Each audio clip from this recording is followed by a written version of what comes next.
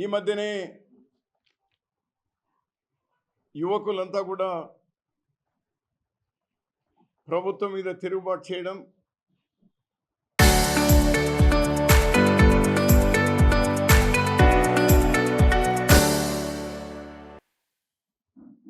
Congress party India కూటమి ద్వారా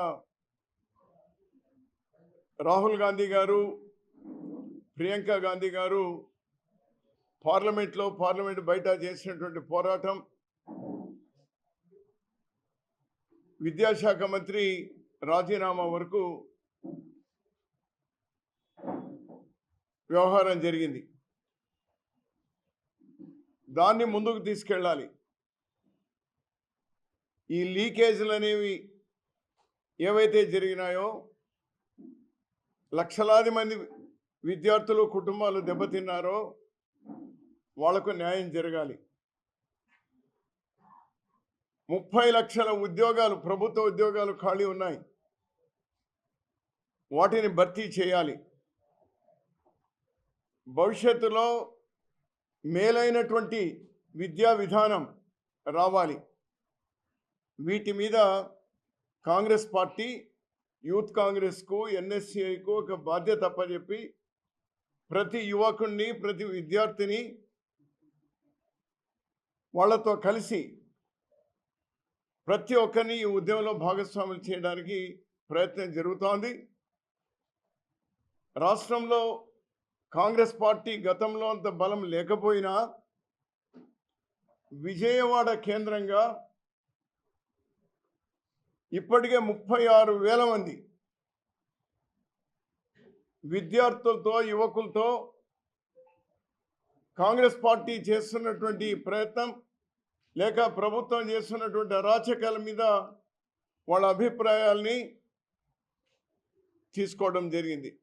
ఇవాళ రిలీజ్ చేసినటువంటి పోస్టర్ అన్ని జిల్లాల్లో, అన్ని కాలేజీల్లో మొత్తం యువకులతో ఈ ఉద్యమంలో భాగస్వాములు చేయడానికి ఈరోజు ఈ పోస్టర్ ఇక్కడ రిలీజ్ చేయడం జరిగింది, కర్నూలు వేదికగా.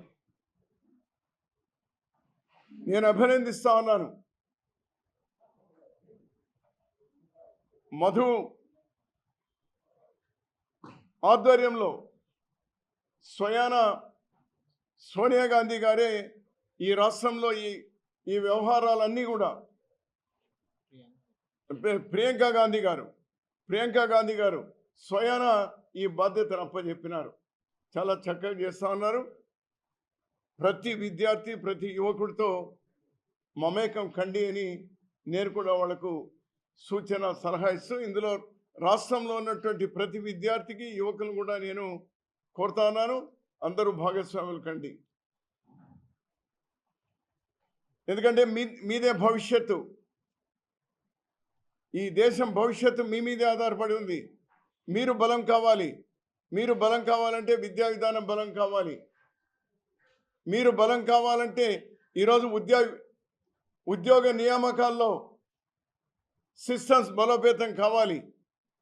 మొత్తం సిస్టమ్ బలోపేతం అయితే మీరు బలోపేతం అయితే దేశం బలోపేతం. అందుకోసమే కాంగ్రెస్ పార్టీ మోస్ట్ ప్రయారిటీగా ఈరోజు దేశంలో ఈరోజు యువత, విద్యార్థులకు సంబంధించి తీసుకున్నది. చాలా సంతోషంగా ఉంది. ఈ పోస్టర్ లాంచ్ చేయడం, అందరూ ఇన్వాల్వ్ కావాలి అని నేను ఈ సందర్భంగా నేను కోరుతా ఉన్నాను. కోట్ల విజయభాస్కర్ రెడ్డి గారిది ఈరోజు 106వ జయంతి. ఒక నిజాయితీ కలిగినటువంటి రాజకీయ నాయకుడు. 5-6 దశాబ్దాలు రాజకీయాల్లో విద్యార్థి దశ నుంచి కేంద్ర మంత్రిగా, ముఖ్యమంత్రిగా ఉన్న ఎక్కడ ఒక మరక లేకుండా, ఒక వివాదం లేకుండా ఈ రాయలసీమలో ఆనాడు 1-2 దశాబ్దాల క్రితం ఇక్కడ ఫ్యాక్షన్ భయంకరంగా ఉన్నా ఎక్కడ కూడా చేతికంటలేదు. అటువంటి రాజకీయాలు నడపడమే కాదు, అటు వ్యవసాయం, గ్రామీణాభివృద్ధి, ప్రత్యేకించి ఇరిగేషన్ దాని మీద అతను తీసుకున్నటువంటి చొరవ అపారమైనటువంటి 2 సార్లు ముఖ్యమంత్రిగా 2 సార్లు కేంద్ర మంత్రిగా వారు చేసినటువంటి సేవ నేను మర్చిపోలేము. నాకు పర్సనల్గా నేను ఫస్ట్ టైం ఎమ్మెల్యే అయినా కూడా అతని క్యాబినెట్లో నన్ను మంత్రిగా తీసుకోవడమే కాకుండా పూర్తి ప్రోత్సహించినటువంటి తీరు ఎప్పటికి కూడా అతను కృతజ్ఞతగా ఉంటాము. వారి కోట్ల విజయభాస్కర్ రెడ్డి గారిని ఆదర్శంగా ఈరోజు రాజకీయ పార్టీలకు అతీతంగా అన్ని రాజకీయ పార్టీలు అందరూ ఈనాటి యువత రాజకీయాల్లోకి వస్తున్న వాళ్ళు కూడా ఆ నిజాయితీ కలిగినటువంటి రాజకీయం చేయడానికి గట్టి ప్రయత్నాలు జరగాలి. అటువంటి వాళ్ళని ప్రజలు కూడా ప్రోత్సహించాలి అని ఈ సందర్భంగా నేను కోరుతా ఉన్నాను. ఇక్కడ స్థానికంగా చాలా 96 నుండి ఓ ప్రయత్నం జరుగుతూ ఉంది. ఏమిది బొందిపర్ల బ్రిడ్జ్ ఇక్కడికి వస్తూనే చాలామంది నాకు రిప్రజెంట్ చేశారు. నేను ప్రభుత్వాన్ని కోరుతా ఉన్నాను, దయచేసి ఈ దాదాపు 2-3 దశాబ్దాలుగా 30 సంవత్సరాలుగా పెండింగ్లో ఉన్నటువంటి ఈ బ్రిడ్జిని వెంటనే పూర్తి చేయడానికి మీరు చర్యలు చేపట్టండి అని నేను రిక్వెస్ట్ చేస్తా ఉన్నా. రాష్ట్రానికి సంబంధించి కని విని ఎరుగనటువంటి దుర్భిక్షం, కరువులో ఇప్పుడు ఉన్నాం. Where in the midst of drought, famine ఎదుర్కోబోతా ఉన్నాం, దుర్భిక్ష పరిస్థితిని ఎదుర్కోబోతా ఉన్నాం. మూలిగే నక్క మీద తాటిపండు పడ్డట్టు ఎలినినో అనేది ఒకటి. ఇప్పుడు మనమే కూర్చుంటున్నాం, ఇప్పుడు చెమటలు పడతా ఉన్నాయి మనకు. సమ్మర్ ఈజ్ కంటిన్యూయింగ్, వేసవి ఇది 2వ వేసవి కంటిన్యూ అవుతుంది, ఎప్పుడూ లేదు ఈ పరిస్థితి. దీనికి సంబంధించి రాష్ట్ర కేంద్ర ప్రభుత్వాలు చాలా యుద్ధ ప్రాతిపదికన చర్యలు తీసుకోవాల్సినటువంటి అవసరం ఉంది. రైతులు, కౌలు రైతులు వాళ్ళని వెంటనే ఆదుకోవాల్సినటువంటి అవసరం ఉంది. పంటలు పెట్టలేదు, పెట్టిన పంటలు ఎండిపోతూ ఉన్నాయి. దీర్ఘకాలికంగా ఉండే హార్టికల్చర్ క్రాప్ 5 సంవత్సరాలు, 10 సంవత్సరాలు, 30 సంవత్సరాలు ఉన్నటువంటి హార్టికల్చర్ క్రాప్స్ మరో 30-40 సంవత్సరాలు ఆ రైతును ఆదుకునేటువంటి చెట్లన్నీ కూడా ఈరోజు నిట్ట నిలువున అవి ఎండిపోతూ ఉన్నాయి. వాటికి సంబంధించి ప్రభుత్వం వెంటనే చొరవ తీసుకోవాల్సినటువంటి అవసరం ఉంది. అలానే దాదాపు 1,00,000 బోర్లు రాష్ట్రంలో దాదాపు 1,00,000 బోర్లు రైతులు వేసుకొని ఎప్పుడైతే భూగర్భ జలాలు ఇంకిపోయినాయో కొత్తగా బోర్లు వేసుకొని వాళ్ళు సర్వీస్ కోసం, అగ్రికల్చర్ సర్వీస్ కోసం వాళ్ళు ఎదురు చూస్తూ ఉన్నారు.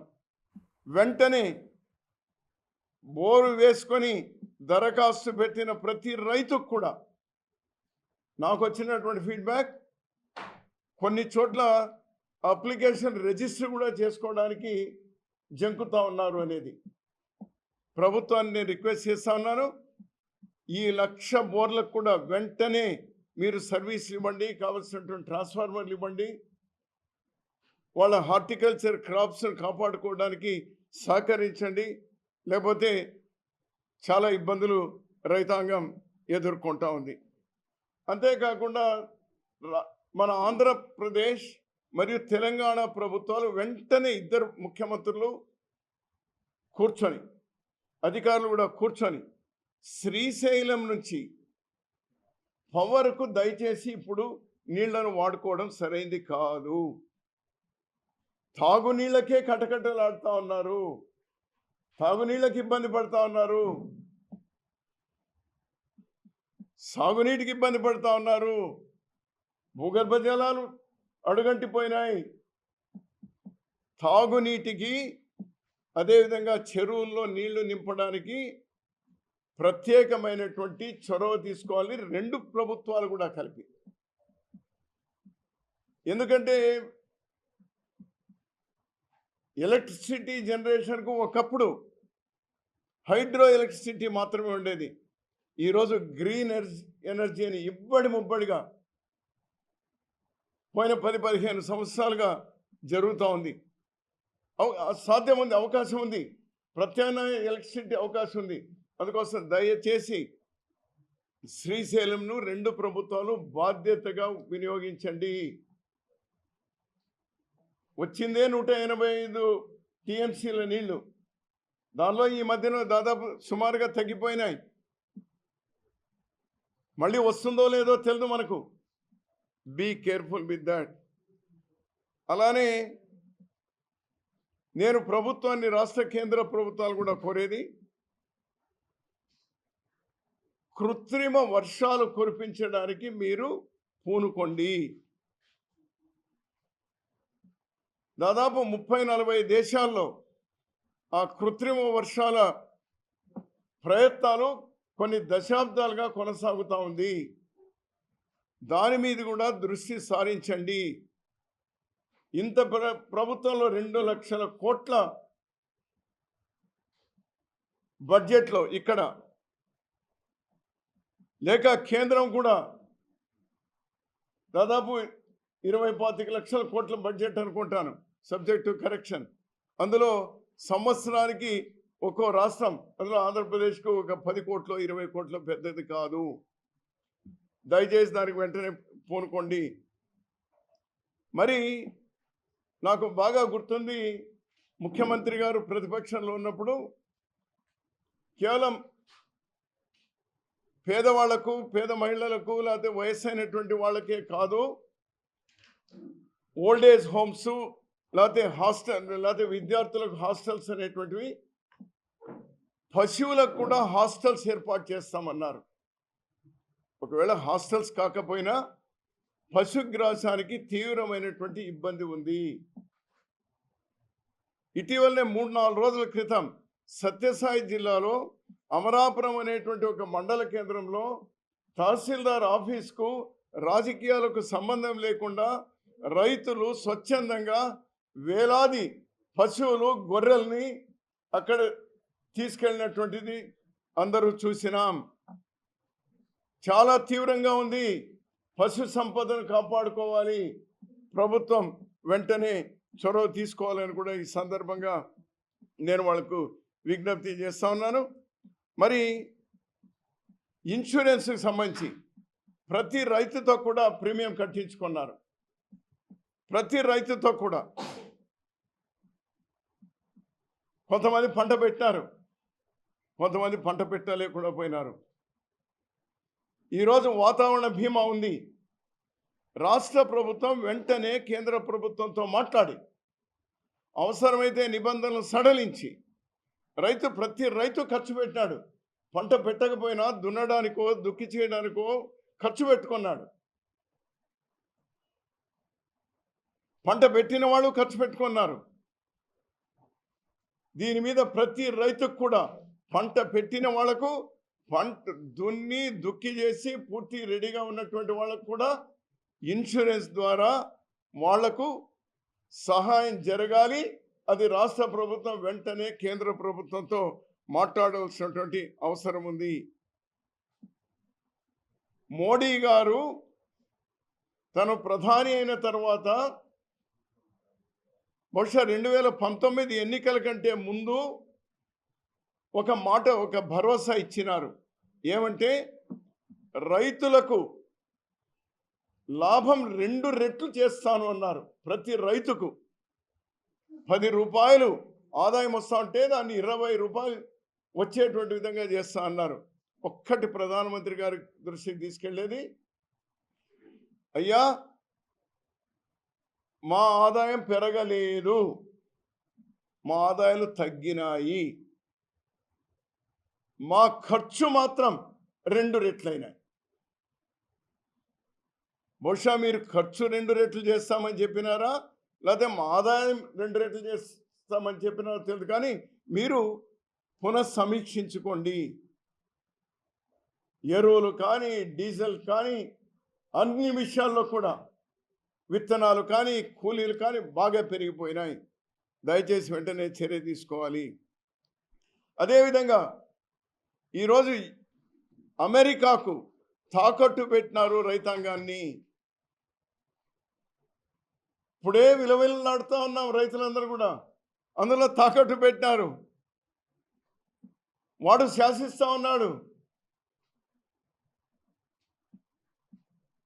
ఒకప్పుడేమో మీరు బ్రిటిష్ వాళ్ళకు దాసోహం, ఈరోజు అమెరికాకు దాసోహం. మీరైతే కావచ్చు, అది మీ స్వేచ్ఛ.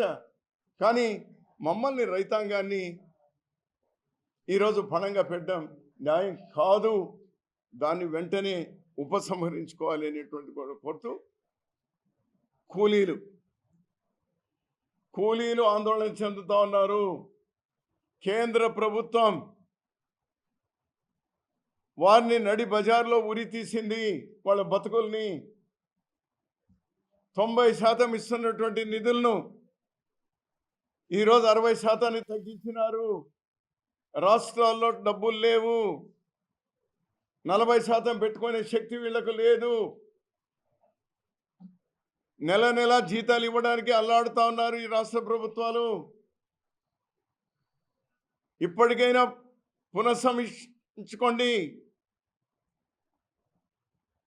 మళ్ళీ పూర్వం ఏవైతే కేంద్రం నుంచి 90% నిధులు వచ్చి ఆ గ్రామాల్లోనే పనులు గుర్తించి అమలు చేసేవారో దాన్ని మీరు వికేంద్రీకరణ చేయండి. కేంద్రీకృతం చేయడం చాలా వాళ్ళందరికీ కూడా కోట్ల మంది ఎవరితో చెప్పుకోవాలి వాళ్ళ బాధ పాపం. భూములు ఉన్నటువంటి రైతులతో ప్రాబ్లం అయితే భూమి లేకుండా వాళ్ళు ఏదో గౌరవంగా వాళ్ళ చెమటోడ్చి కాయకష్టం చేసి బతుకుతూ ఉన్నారు. దయచేసి వాళ్ళకి ఇబ్బంది కల్పించద్దు అని చెప్తూ రేపటి నుంచి అసెంబ్లీ ఉంది.